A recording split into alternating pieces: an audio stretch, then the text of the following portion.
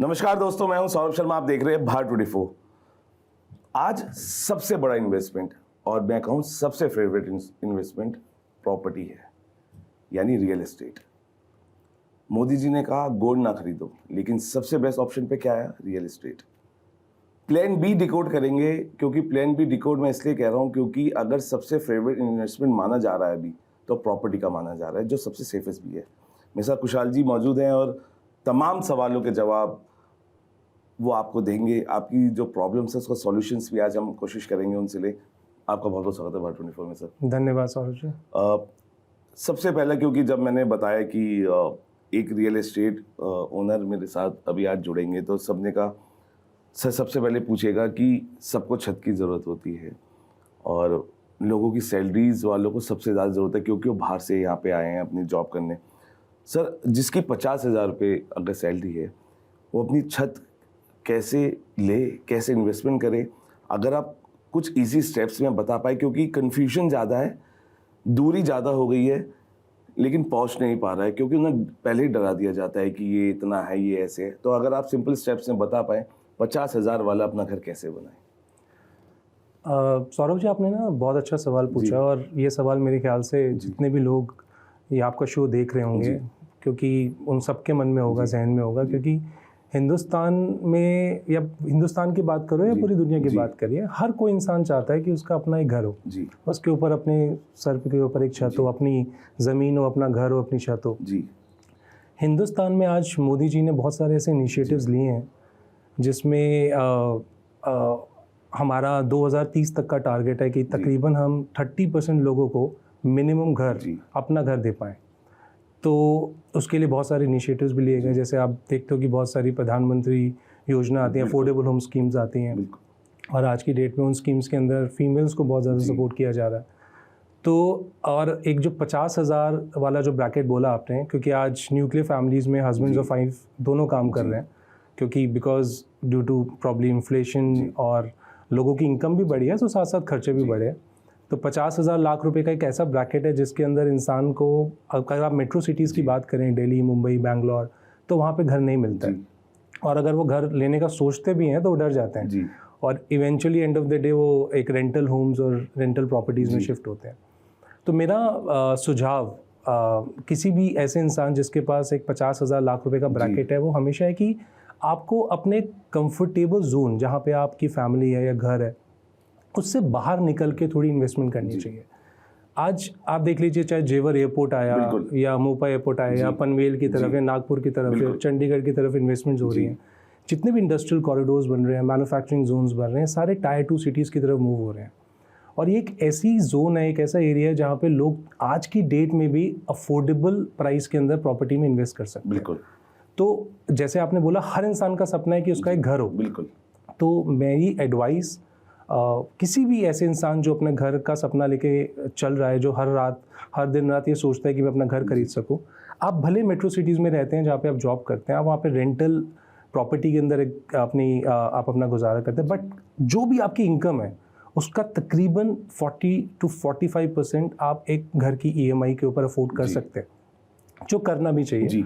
तो लेकिन आपको अपने जो जहाँ भी आप रहते हैं, अगर आप मेट्रो सिटीज़ में रहते हैं, तो वहाँ से बाहर निकल के आपको अपने घर में इन्वेस्ट करना चाहिए, लैंड में इन्वेस्ट करना चाहिए, क्योंकि लैंड बाय द टाइम आपकी अप्रिशिएट भी होगी, आपको अपना घर भी मिलेगा, लॉन्ग टर्म वेल्थ भी मिलेगी, आपके फ्यूचर जनरेशंस को भी वेल्थ मिलेगी, और आपके अंदर सबसे इंपॉर्टेंट क्या है? सेल्फ सेटिस्फैक्शन आएगी, that you own a house. हर इंसान जो किराए पे रहता है वो चाहता है कि मेरा घर हो, and that could be one strong way and the strong reason why they should invest outside their comfortable zone. लेकिन ये भी कहा जाता है behind every successful man there is a woman. वो सबसे बड़ी सेविंग करती है और इन्वेस्टमेंट चाहती है। वुमेंस के लिए कितने दायरे खुले हैं अभी प्रॉपर्टी में, क्योंकि वो एक ऐसा ब्रैकेट है जो आज खुद प्रॉपर्टी सर्च कर रही हैं, जा रही हैं, देख रही हैं, क्योंकि उन्हें ही रहना है, चाहे वो हाउस वाइफ्स हो या वो वर्किंग वुमेंस हो। उनके ब्रैकेट के लिए किस तरीके से चीज़ें ओपन हुई है और क्या बेनिफिट्स उस सेविंग्स को मिलते हैं जो इन्वेस्टमेंट करना चाहती है जिनकी? बहुत ही इंटरेस्टिंग फैक्ट बताता हूँ आपको सौरभ जी। आज की डेट में womens have got more active in buying real estate, more active than man. आपको पता है हिंदुस्तान के अंदर NPAs जो हैं वो पूरे दुनिया में सबसे कम है। क्यों? क्योंकि तकरीबन 40 to 45% लोन्स जो आप हाउस लोन होम लोन लेते हैं वो वुमेन्स आपके लोन पूरा होने से पहले पेड ऑफ करा देती हैं। इंसान आपका घर का जो उनके पति हैं, उनके हस्बैंड है, वो चाहते हैं कि नहीं मैं उस पैसे को यूज़ करके कहीं और इन्वेस्ट करूँगा, लेकिन वो कहीं और इन्वेस्टमेंट करने की जगह वो पैसे को पहले लोन पूरा कराते हैं। तो इतनी एक्टिव आज की डेट में वुमेन्स हो चुकी हैं और वो चाहती हैं, इतने डेस्परेटली वो अपना घर चाहती हैं। और आज की डेट में जो आपका सवाल, हिंदुस्तान ने की सरकार ने भी बहुत सारे ऐसे इनिशिएटिव्स लिए हैं।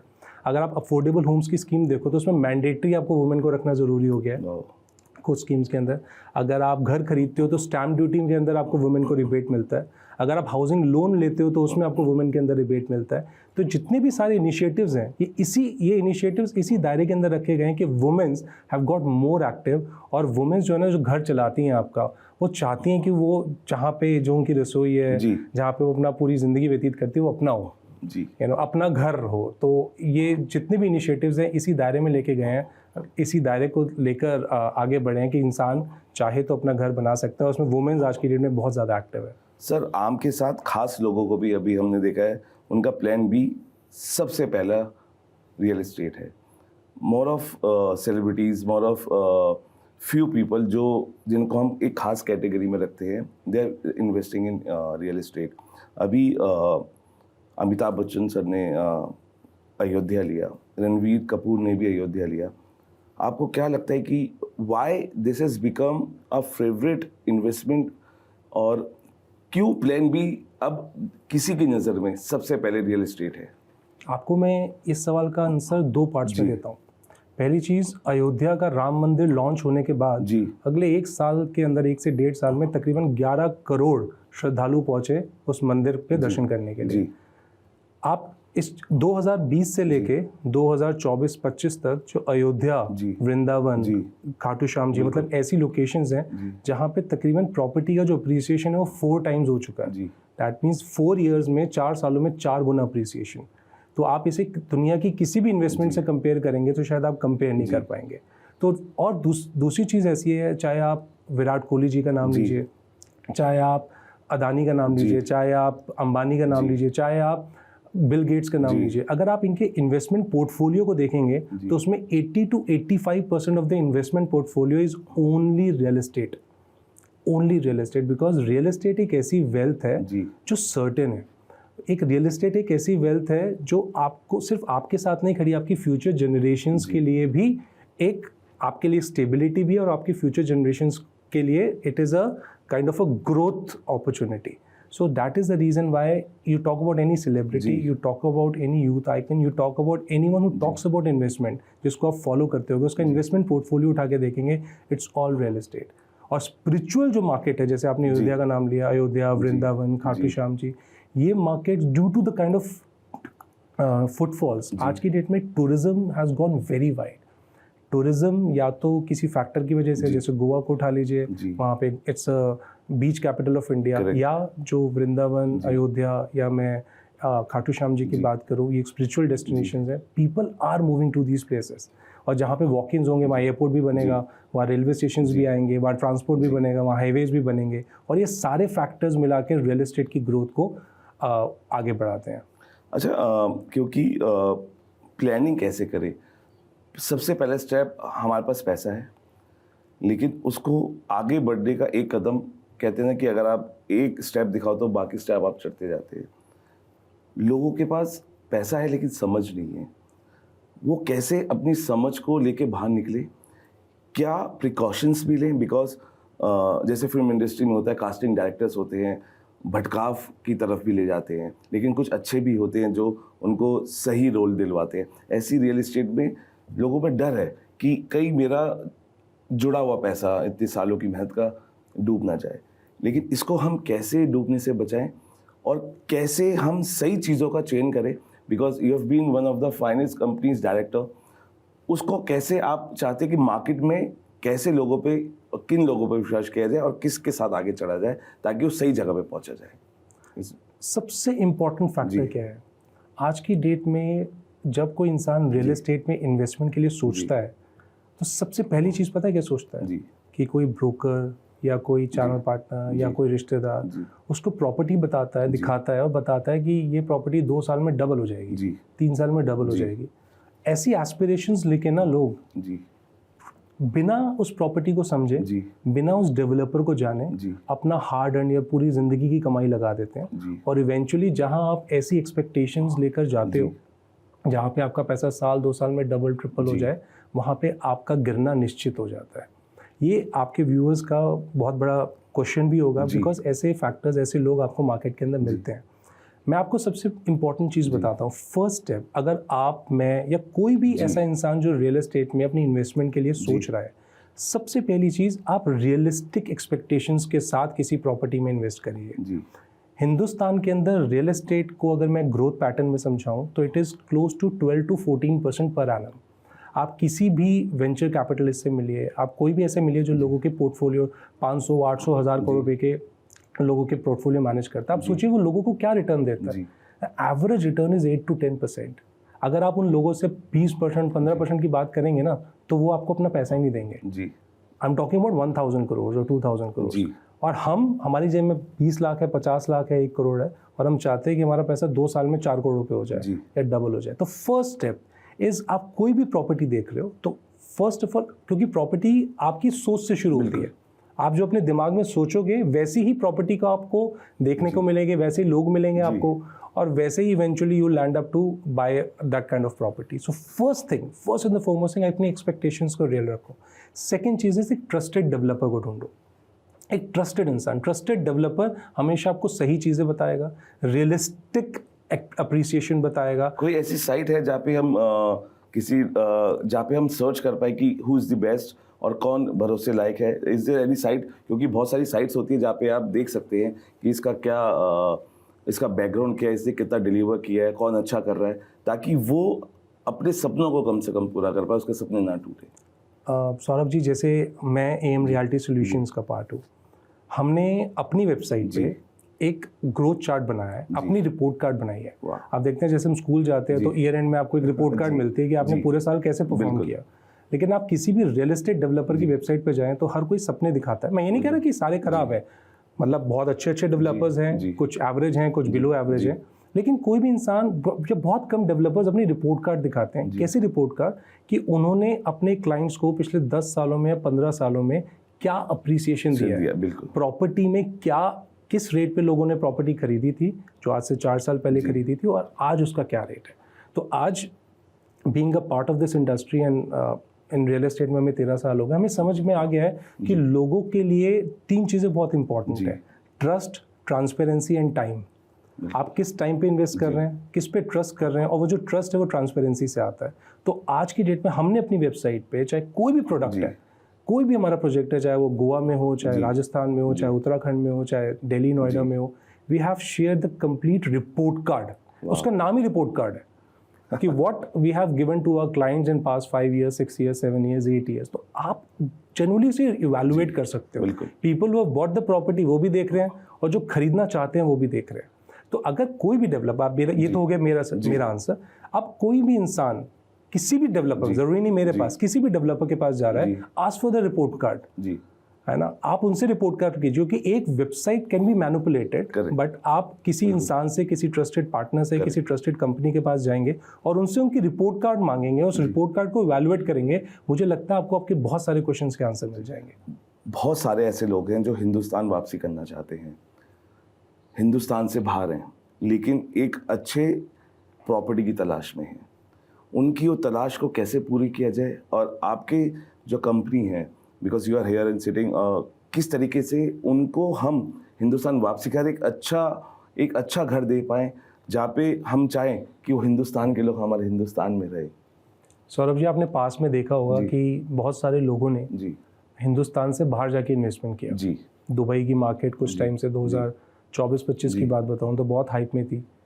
हर महीने 2 महीने में हिंदुस्तान, दिल्ली, बैंगलोर, चेन्नई, मुंबई में कॉन्सर्ट्स हो रहे थे, प्रॉपर्टी शोज हो रहे थे, and people are displaying their properties होंगे। लेकिन आपने देखा इस मिडिल ईस्ट की टेंशन्स के बाद, इस वॉर के बाद 75% दुबई खाली हो गया है। बिल्कुल, फिलहाल, मतलब एज ऑफ नाउ जितने यूरोपियंस थे, यूक्रेनियंस थे, अमेरिकन्स थे, they have left because they were in Dubai, because that was a safe palace. Correct, safe palace for them. जिसको यूक्रेन का और रशिया का वॉर चल रहा था, तो वहाँ के जितने लोग थे वहाँ से पैसा लेकर आए। इंडियंस ना बहुत ज़्यादा दे फॉलो द ट्रेंड। एक अगर आज की डेट में दुबई की प्रॉपर्टी में एक ट्रेंड आ गया कि दुबई की में इन्वेस्ट करना है, तो जिसके पास पैसा है वो लगेगा कि मुझे भी उसमें इन्वेस्ट करना है। लेकिन मैं आपको बताता हूँ, इंडियन रियल एस्टेट में पिछले 25-30 सालों के अंदर जो NRI की इन्वेस्टमेंट होती रही है वो तकरीबन 7 to 8% है, और पिछले 6 से 7 महीनों में, एक साल के अंदर जो NRIs की इन्वेस्टमेंट इंडिया में हो रही है, that is close to 28 to 30%। रुपये डेफिसिट हो रहा है, मिडल ईस्ट मार्केट पूरी अनस्टेबल हो चुकी है। आप देखेंगे आज की डेट में जो इंसान इंडिया से बाहर काम भी कर रहा था, उसको भी समझ में आ गया कि मुझे अपनी रूट्स पे, जहाँ से मैं बिलोंग करता हूँ, जो मेरा देश है, वहाँ पे मुझे अपना कोई ना कोई बीज रखना है। बिल्कुल, मुझे कोई ना कोई अपनी प्रॉपर्टी रखनी है, बिकॉज इंडिया की पॉपुलेशन भी जिस तरीके से बढ़ती जा रही है, आने वाले 20 सालों में, 25 सालों में लैंड बैंक अगर आपके पास नहीं है हिंदुस्तान में, तो आप बहुत पीछे छूट जाएंगे। ये एक रियलिटी फैक्टर है जो हम सबको समझना चाहिए, क्योंकि ये लैंड जो है ना, ये दोबारा पैदा नहीं हो सकती। और जो सेंटिमेंट्स हैं, अब आते हैं सेंटिमेंट्स में, because we are born here. अगर आप अपने सेंटिमेंट से जुड़े हैं, because when you own a property in India, you have your sentiments align to it, और आप कहीं भी रहते हैं पूरी दुनिया के अंदर, you always have a sense of satisfaction that I have a home in India. Last चीज़, मोदी जी के इस इनिशिएटिव के बाद, जब आज की डेट में मोदी जी ने बोला कि हमने लास्ट ईयर 72 बिलियन डॉलर्स का गोल्ड इंपोर्ट किया है, जब 5,75,000 करोड़, मतलब आप समझ लीजिए हमारे डिफेंस बजट का आधा जी। तो that is the kind of money which is going outside India. हमारी FDI बढ़ रही है, हमारी we are going into trade deficit, और उसी की वजह से रुपये डेफिसिट हो रहा है। और रुपये डेफिसिट के बाद हमारी सारी चीज़ें महंगी हो जाएंगी, तेल भी महंगा होगा, गैस भी महंगी होगी, खाना भी महंगा होगा, सब कुछ महंगा होगा। लोगों को समझ में आ गया है कि आपको अपने पैसे को इंडिया में रखने में बेहतर है। सर, रियल एस्टेट जो है ना, वो एग्रीकल्चर के बाद सेकेंड लार्जेस्ट एम्प्लॉयर है। रियल एस्टेट लोगों को एम्प्लॉयमेंट देता है, इंडिया के लोगों को। आप अपना पैसा इंडिया से बाहर लेके जाएंगे तो इंडिया के लोगों को एम्प्लॉयमेंट नहीं मिलेगी। If you put your money in India, people in India will get employment. Hindustan की 230 से बड़ी इंडस्ट्रीज जो हैं, वो सिर्फ रियल एस्टेट को सपोर्ट करती हैं, चाहे वो पेंट की हो, चाहे वो स्टील की हो, चाहे वो टाइल्स की हो, सब कुछ। और ये सारी चीज़ें, they have a huge employment, they are generating employment opportunity. एक चीज़ बहुत इंपॉर्टेंट है जो जहन में आ रही है कि लोगों ने, आम के साथ साथ खास लोगों ने एक डिकोड कर लिया है कि real estate is the best option. अभी बहुत महंगी महंगी प्रॉपर्टीज भी ली जा रही है, सेलिब्रिटीज ने ली है, उनको रेंटल इनकम्स के लिए कन्वर्ट कर दिया गया है। आपको लग रहा है कि ये सेफेस्ट है और न्यू एज इन्वेस्टमेंट हम इसको अगर कहें कि, क्योंकि ये समझ आ चुका है लोगों को, आपको क्या लगता है कि क्यों सेलिब्रिटीज, मोर ऑफ सेलिब्रिटीज और more of few people are getting diverted towards this real estate, अब पहले से ज़्यादा जो अभी हम देख रहे हैं झुकाव उनका? सर, मैं आपको बताता हूँ सौरभ जी, वेलनेस जो है ना, मतलब मैं लग्जरी टूरिज्म की बात करता हूँ, लग्जरी रियल एस्टेट की बात करता हूँ। ग्लोबली देखोगे ना तो 4.5 लाख डॉलर की मैं आपको इंडस्ट्री बता रहा हूँ, and it is close to, which according to the business standard reports and all, it is estimated to be close to 15 lakh crore in coming 5 to 7 years।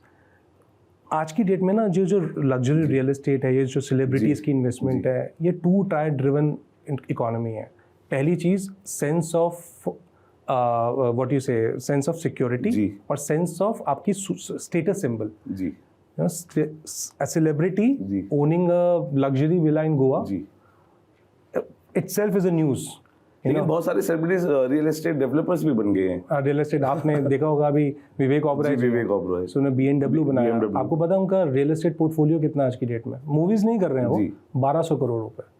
सो 1200 करोड़ से उनका रियल एस्टेट पोर्टफोलियो है। So that is how people are making money in real estate. जैसे मैंने आपको बताया, एक तो आपका स्टेटस सिंबल और दूसरा आपका वेल्थ क्रिएशन। करेक्ट। ये 2 टायर पे आज की डेट में जितने भी सेलिब्रिटीज हैं, क्रिकेटर्स हैं, वेल नोन आपके बिजनेसमैन हैं, ब्यूरोक्रेट्स हैं, people are making money in real estate, because real estate is the only industry which is going to be your wealth for future, which is for today and for your future as well.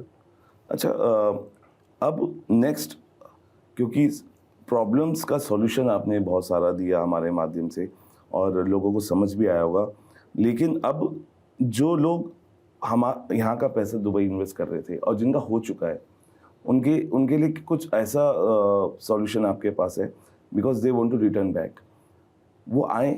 और India में ऐसी कौन सी जगह है, because you have named Jaipur, you have named Mussoorie, hill stations भी एक one of the favourite destinations है। We have seen Sachin Tendulkar, उनका इतना बड़ा फेवरेट डेस्टिनेशन है। तो वो आए और अपना इन्वेस्टमेंट कैसे लाएं, और यहाँ पे कहाँ कहाँ दे कैन इन्वेस्ट इंडिया में, क्योंकि आपने जिन जगहों के नाम लिए, जिन स्टेट्स के नाम लिए, they are just moving towards real estate hub. आप क्या सजेस्ट करें उनका, अगर वो वापस लौट रहे हैं तो कहाँ कहाँ इन्वेस्ट कर सकते हैं? बहुत इंटरेस्टिंग सवाल पूछा आपने। इसकी शुरुआत ऐसे बोलूँगा जी, आज की डेट में मिडल ईस्ट में जो चल रहा है उसकी वजह से अनसर्टेनिटी बहुत है। बिल्कुल राइट जी। हमारे सो इस अनसर्टेनिटी के टाइम पे सबसे सर्टेन और सबसे सेफ इन्वेस्टमेंट है रियल एस्टेट जी इन इंडिया। जी। So people are pulling their money back from wherever correct. They have money. Yes. दो उनको एग्जिट ऑप्शन कितना इजीली मिल रहा है नहीं मिल रहा, that is another point of question. But at today's time the kind of tourism जी India is driven. आज की डेट में सारी flights, you go to any tourist destination, the flights are booked, Correct. the hotels are booked. Correct. You know, people after COVID, especially, people have understood कि हमें अपनी life को जीना important है। Sir आज की डेट में सिर्फ मैं इंडिया की बात नहीं कर रहा हूँ, आप इंटरनेशनल ट्रैवल करेंगे। मैं अभी थोड़े दिन पहले लास्ट 2 months पहले आई वाज इन जर्मनी, तो मैंने देखा जितने कैफ़ेज़ हैं, लोग चाहे वीकेंड हैं या वीकडेज हैं, all the cafes restaurants doer, दिन के टाइम, शाम के टाइम, रात के टाइम सब बिजी हैं जी। People want to enjoy their life. और दिल्ली इंडिया के अंदर हमारे पास बहुत अच्छी डेस्टिनेशंस है, जैसे Goa is one of the most prestigious destination, जिसकी डेट में आज की डेट में बीच कैपिटल इंडिया के बाद दूसरा गोवा नहीं है जी। और उत्तराखंड हमारे पास एक सेकेंड बहुत अच्छी डेस्टिनेशन है। ये आपका दिल्ली देहरादून हाईवे बनने के बाद तो दिल्ली टू मसूरी का डिस्टेंस ही तकरीबन 3-3.5 घंटे का रह गया। तो आप जितनी देर में, अगर आप नोएडा रहते हैं वहाँ से गुड़गांव जाएंगे तो उससे आधा घंटा जोड़ लीजिए, मसूरी पहुँच जाएंगे। क्या कनेक्टिविटी ने भी प्रॉपर्टी को बूम दिया? बहुत सर, कनेक्टिविटी जहाँ जहाँ एयरपोर्ट आए हैं हिंदुस्तान में, फ्लाईओवर्स हैं, they have given so many facilities government की तरफ और आज की डेट में जितनी मेजर डेवलपमेंट्स हो रही हैं वो सब ये टायर 2 सिटीज़ में ही हो रही हैं। जितने हाईवेज बन रहे हैं, जैसे मैंने दिल्ली देहरादून हाईवे का आपको एग्जांपल लिया, जितनी जैसे मैंने आपको जेवर एयरपोर्ट का एग्जांपल लिया, ये जितनी भी आप डेवलपमेंट देखेंगे सारी टायर 2 सिटीज़ के आसपास है। और अपना दिल्ली एनसीआर में रहने वाला इंसान या नॉर्थ इंडिया में रहने वाला इंसान, अगर वो उसका पहाड़ों के अंदर अपना घर हो आज की डेट में, because of the kind of busy schedule, pollution, lot of other factors, people are moving towards these destinations. और सबसे इंपॉर्टेंट चीज़ क्या है, यहाँ पे अगर आप कोई इन्वेस्टमेंट करते हो तो आपकी पैसिव इनकम बहुत अच्छी है। जैसे हिंदुस्तान में रियल एस्टेट में क्या मिलता है, रेजिडेंशियल में 2 से 3%, कमर्शियल में 5 से 7%, लेकिन अगर आप सेकंड होम्स में इन्वेस्ट करते हो या आप स्टेकेशंस में इन्वेस्ट करते हो तो आपकी जो पैसिव इनकम है दैट गोज बिटवीन 8 to 12% और 8 to 13%। लेकिन जिनके पास एक अमाउंट रखा है वो भी कंफ्यूज्ड है कि क्या हम कमर्शियल की तरफ जाए एक्स्ट्रा मनी के लिए, रेंटल इनकम्स के लिए, या रेसिडेंट को ले। आप उन्हें क्या सजेस्ट करेंगे? सर अगर बहुत इंपॉर्टेंट फैक्टर बताता हूँ, सिर्फ इम्पॉर्टेंट नहीं, बहुत इम्पॉर्टेंट जी। मंदी के समय कमर्शियल प्रॉपर्टीज नीचे चली जाती है, मंदी के समय कमर्शियल प्रॉपर्टीज की ट्रेडिंग खत्म हो जाती है, लेकिन आपकी जो रेजिडेंशियल प्रॉपर्टी है वो हमेशा एवरग्रीन रहती है, चाहे वो मंदी हो चाहे वो तेजी हो। ये पूरा हिंदुस्तान जानता है, जिसने एक्सपीरियंस किया है वो एक्सपीरियंस भी बता देगा। अगर आपके पास एक शॉर्ट टर्म पैसा है और आप चाहते हैं कि मुझे आज ही उसका रिटर्न चाहिए, तो you should invest in a commercial property. But अगर आपको लॉन्ग टर्म कैपिटल गेन चाहिए इन्फ्लेशन को बीट करके, जैसे इन्फ्लेशन हमारा 6 से 7% है, उसके बाद भी आपको 7 से 8% का रिटर्न चाहिए और उसके साथ साथ आपको करंट के अंदर एक छोटी पैसिव रेंटल इनकम चाहिए, तो residential property is mostly preferred. ये भी सॉर्टेड आउट हुआ, बिकॉज लोग कंफ्यूज थे कि हमारे पास पैसा है, क्या हम कमर्शियल पे जाएं या रेसिडेंट पे। ये भी एक सबसे बड़ा सवाल था जिसको सॉर्टेड आउट हो चुका है, और हमारे माध्यम से हम चाहेंगे कि आप जब इस इंटरव्यू को देखें तो आपके जहन में जितने सवाल हैं उसका वन टाइम सॉल्यूशन आपको इस इंटरव्यू से मिल चुके हैं। सर आखिरी 2 सवाल, बहुत सारे रियल एस्टेट कंपनीज हैं, पोस्टर बॉयज़ पोस्टर गर्ल्स उनको लगा दिया जाता है। दुबई में शाहरुख टावर है, वो कहते कि जैसे यहाँ पे कॉन्सर्ट्स की टिकट 3 मिनट में बिकती है, ऐसी शाहरुख टावर्स भी बिका। हम किसी पे कमेंट नहीं कर रहे हैं, लेकिन आपको लगता है कि सिर्फ एक चेहरे पे ना जाके हम खुद को परखें पहले कि आपको क्या चाहिए, बिकॉज बहुत सारे ऐसे कंपनीज देखिए वो बड़े बड़े चेहरे लगाते हैं, ताकि वो अट्रैक्ट हो सके। उस अट्रैक्शन पावर को किस तरीके से आप देखते हैं और क्या थॉट प्रोसेस है आपका उस चीज़ को लेके, जो बड़े बड़े चेहरे से अपने सोचते कि ये आएंगे और बेचेंगे? सिर्फ बड़े चेहरे नहीं सर, आपने बहुत सारी चीज़ें देखी होंगी, सुनी होंगी कि 1 day property sold out, project sold out. तो ऐसी बहुत सारी हाइप मार्केट के अंदर चलती है। और मुझे ऐसा लगता है कि आज का जो कस्टमर है, जैसे हम आज एक इंटरव्यू कर रहे हैं और ऐसे इंटरव्यूज़ को सुनकर वो इतना समझदार हो चुका है, और अगर नहीं है तो उनको हो जाना चाहिए कि वो समझ जाएं कि सिर्फ चेहरे पे देखकर आपको प्रॉपर्टी नहीं खरीदनी चाहिए। बिल्कुल। जो सेलिब्रिटी आपको टीवी में बताता है कि ये साबुन आपको खरीदना चाहिए, साबुन से नहाना चाहिए, वो खुद उस साबुन से नहा रहा है नहीं नहा रहा, तो that is a point of question. So a person, a customer, a consumer needs to be very aware and needs to be very smart today. मुझे ऐसा लगता है कि आप अपने आप को सबसे पहली बात ओवर प्रेशराइज मत कीजिए। अगर आपकी एक एक्स इनकम है तो आपको पता होना चाहिए कि आपकी EMI should be 40 not more than 40 to 45% of your monthly income, so that आप अपने आप को ओवर प्रेशराइज करेंगे, आपको अपने और एक्सपेंसेस भी बेयर करने हैं। तो आप शाहरुख खान जी का नाम सुन के या कोई ऐसी प्रॉपर्टी का नाम सुन के अपने आप को आप ओवर स्ट्रेस करके किसी प्रॉपर्टी में इन्वेस्ट करें, दैट इज़ नॉट राइट। दूसरी चीज़, आपको वहाँ प्रॉपर्टी लेनी चाहिए जहाँ पे आपको कैपिटल अप्रिसिएशन दिखे, जहाँ पे आपको एग्जिट ऑप्शंस दिखे, कि आपको पता हो कि अगर मुझे आज से 2 साल 3 साल 4 साल बाद मुझे अपनी इस प्रॉपर्टी से एग्जिट लेना हो तो एग्जिट ईजी हो। लैंड में आपका एग्जिट बहुत ईजी होता है, क्योंकि लैंड अगर आपके पास प्लॉट है, लैंड है, तो आप उसमें घर भी बना सकते हो, आप उसमें इंडस्ट्री भी लगा सकते हो, आप उसमें हॉस्पिटल भी बना सकते हो, आप उसमें जो भी कर सकते हो। तो that is the kind of leverage what land gives you. और इंडियन रियल एस्टेट के अंदर आपके home loans, retail home loans बहुत सस्ते हैं। बिल्कुल। इंडियन गवर्नमेंट आपको बहुत ज़्यादा सपोर्ट कर रही है। तो ये सारे फैक्टर्स है कि सिर्फ किसी सेलिब्रिटी के इंडोर्समेंट की वजह से उस प्रॉपर्टी में इन्वेस्ट ना करके आप, क्योंकि वो जो इंडोर्समेंट का पैसा है वो भी एंड ऑफ द डे आपकी जेब से ही जाएगा। बिल्कुल, इसलिए मैंने कहा जी। हाँ, तो आपको सही प्रॉपर्टी को परखना चाहिए। तो आप अपने सबसे बड़े ब्रांड एम्बेसडर आपके पैसे के खुद हो। तो everything that glitters is not gold. और जाते जाते सर, मोदी जी के विजन को, बिकॉज इतना सब कुछ हमारे हिंदुस्तान में बदलाव आया है, मोदी जी के विजन को आप कैसे देखते हैं towards real estate, towards business? आज आप कैसे देखते हैं हमारे हिंदुस्तान को? सर मैं आपको बताता हूँ, मोदी जी का एक सपना है जी, वो है आत्मनिर्भर भारत। बिल्कुल, हर कोई जानता है, जितने आपके व्यूअर्स होंगे सब जानते होंगे आत्मनिर्भर भारत। और मजे की बात यह है कि जो आत्मनिर्भर भारत की बात हम आने वाले 15 सालों के अंदर प्लान कर रहे थे, ये जितना कुछ पूरी दुनिया में चल रहा है या जो ट्रम्प जी कर रहे हैं, उसके बाद हमें पता चल गया है आत्मनिर्भरता के लिए हमारे पास 15 साल नहीं है। इस 15 साल की जो हमारे पास टाइमलाइन थी उसको 5 साल में पूरा करना पड़ेगा। और यही एक रीज़न है, रियल एस्टेट ने जो पिछले 50 सालों में ग्रोथ नहीं करी वो अगले 5 सालों के अंदर कर सकता है। बिल्कुल, क्योंकि आज की डेट में जिस तरीके की डेवलपमेंट और जिस तरीके का हम the kind of planning which we have for India, that is incredible. So for all your viewers, I will say the vision of our honorable Prime Minister should be our vision also. चाहे हम ethanol plants की बात कर रहे हैं, आपने चाहे हम EV गाड़ियों की बात कर रहे हैं, चाहे हम इंडिया में इन्वेस्टमेंट करने की बात कर रहे हैं, चाहे हम गोल्ड में पैसा को स्टोर। आपको पता है, अभी मैंने रिसेंटली न्यूज़ सुनी कि 34,000 टन गोल्ड हमारे सिर्फ लॉकर्स में पड़ा हुआ है। So that is of no use. Ji. So the government is, हमारे प्रधानमंत्री कह रहे हैं उसको रिसाइकल कर लो, but do not buy gold. Correct. इसी तरीके से जितने भी हमारे हाईवेज आ रहे हैं, जितने भी हमारी इंफ्रास्ट्रक्चर डेवलपमेंट्स हो रही हैं, एयरपोर्ट्स बन रहे हैं, वो सिर्फ इसलिए बन रहे हैं that we want a different India. Correct. We want a different Bharat, और इस भारत को बदलने वाले आप और हम ही हैं। बिल्कुल, थैंक यू विशाल जी, आप हमसे जुड़े। और मुझे लगता है कि बहुत सारी रियल एस्टेट की ऐसी बातें हैं जो डिकोड हुई है आज, और आप सतर्क रहना बहुत ज़रूरी है। Everything that glitters is not gold, मैं इसलिए कह रहा हूँ क्योंकि बहुत लुभावने वादे होते हैं, लेकिन उन लुभावने वादों को कैसे आपको अपने साथ लेके चलना है, लेके नहीं चलना है, ये आपके ऊपर डिपेंड करता है।